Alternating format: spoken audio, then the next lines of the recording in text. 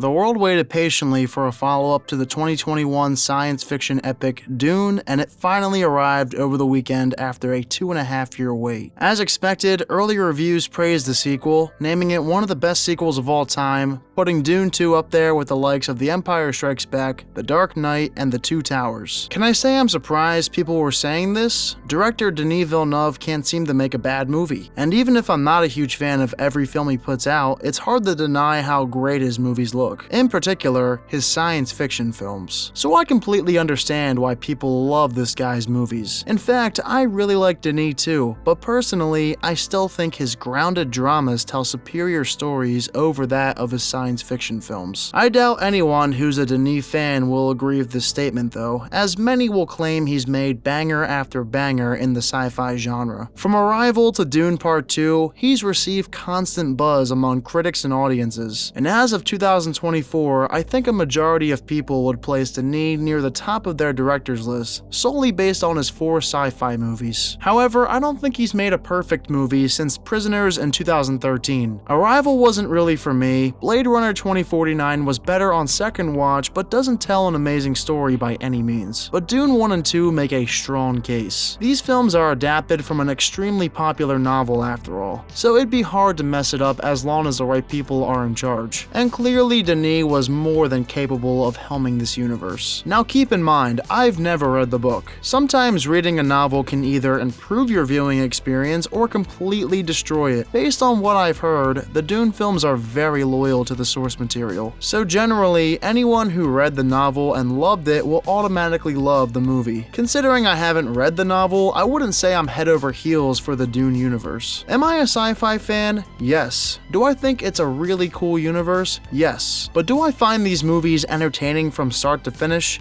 Not really. As beautiful as the cinematography is, with a story right up my alley about revolution and learning the ways of a new culture, reminiscent of something like The Last Samurai, it's safe to say Dune Part 1 and 2 can be slow burns at times. Which is exactly why I don't think these movies are for everyone, especially people who hate science fiction movies and find them boring. With all of this said, I actually like Dune 2 a lot, just like the first movie, but sometimes I feel like I'm on both sides of the fence when watching these films. When cool stuff is happening, I get the same feeling I do when watching my favorite Star Wars movies. But when Dune is focused on some of the boring stuff, such as in Part 2, the back and forth Messiah storyline, or the romance for instance, I'm not always invested. The world building and action elements are what I love about the Dune movies, but nothing else tickles my fancy as much. So in Dune 2, what did I like? It's pretty much everything I named above. It's all about the world building, seeing more of Arrakis, learning about the north and south sides of the planet, watching Paul ride a worm, going on Giedi Prime and seeing the savagery of those people, getting a chance to see the Emperor and what his role in all of this is. That kind of stuff I love, because a movie like this can transport us to a different world that does not exist in our own. So when you take great elements like the ones I just discussed and put this material in the capable hands of Denis Villeneuve and Greg Fraser, you're bound to get something special. And most importantly, a film sci-fi fans will rave about for years on end. The cast is equal to, if not better than Part 1 also. Dune 2 hands down has one of the greatest ensemble casts ever put to screen. Chalamet again is great, Austin Butler plays a villain I gravitated towards, and the rest of the cast is nothing short of phenomenal. I'd be a little disappointed if nobody casting-wise got an Oscar nomination for the second film in a row. As great as the visuals are, you cannot overlook the prestigious display of acting in Dune Part 2. Additionally, let me point out that this Dune sequel gives people a reason to go back to the movies. If the first movie didn't do it for you, Part 2 intermixes masterful technical work with stunning set pieces meant to be watched in IMAX. Between the music, sound design, costume sets, all of this is astounding. You really don't see too many epic sci-fi films nowadays, so I must thank Mr. Villeneuve at his attempt to do what most people no longer do from their studio chairs. Getting into my issues now, what irks me about Dune 2 are its pace-dragging elements. I'd say about half of this movie focuses on Paul and Shawnee's Sonny's relationship, which I don't really care about, and determining whether Paul is truly the Messiah. You see, the thing is, the Messiah stuff is necessary. My only qualm with this plotline is how many scenes are included about it. The point gets across fairly quick. We hear from both sides of the spectrum, and this continues on for almost the entire movie. Although I guess you can say this is more of an issue with the book than the movie, because all the movie is doing is copying the novel. Same goes for the romance. Do I think it's overkill and unnecessary to include a romance in a story already packed to the brim with characters? Kinda, yeah. If anything, the romance is icing on the cake for people who daydream of Zendaya and Chalamet dating, but it's not 100% needed, and thankfully there aren't too many romantic scenes. You can make the argument the back and forth Messiah stuff has to be prolonged because, in real life, people tend to disagree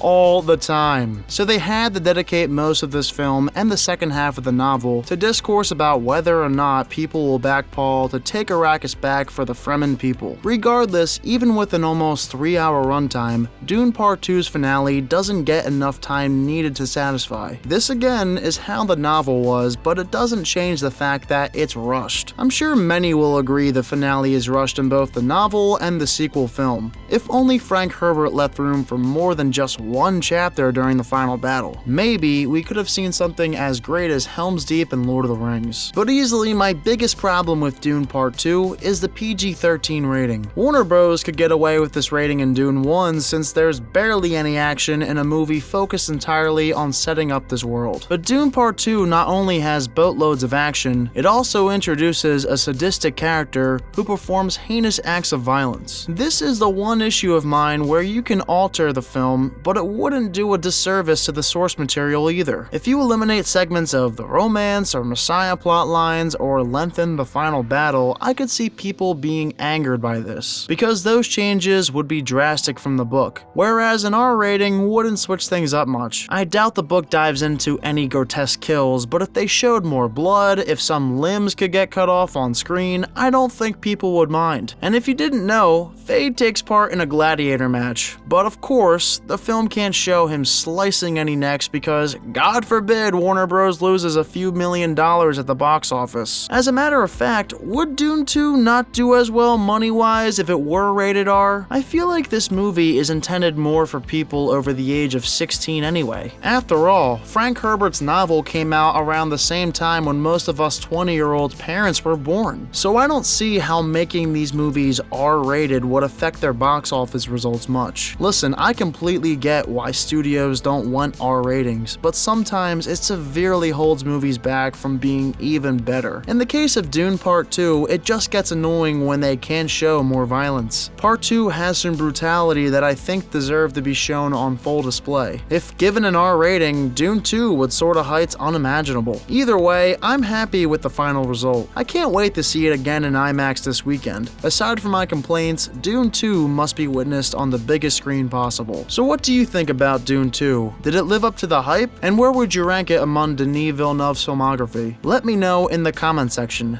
Next up, we're on to Kung Fu Panda 4. As always everyone, thank you all so much for watching this video, and I will see you next time.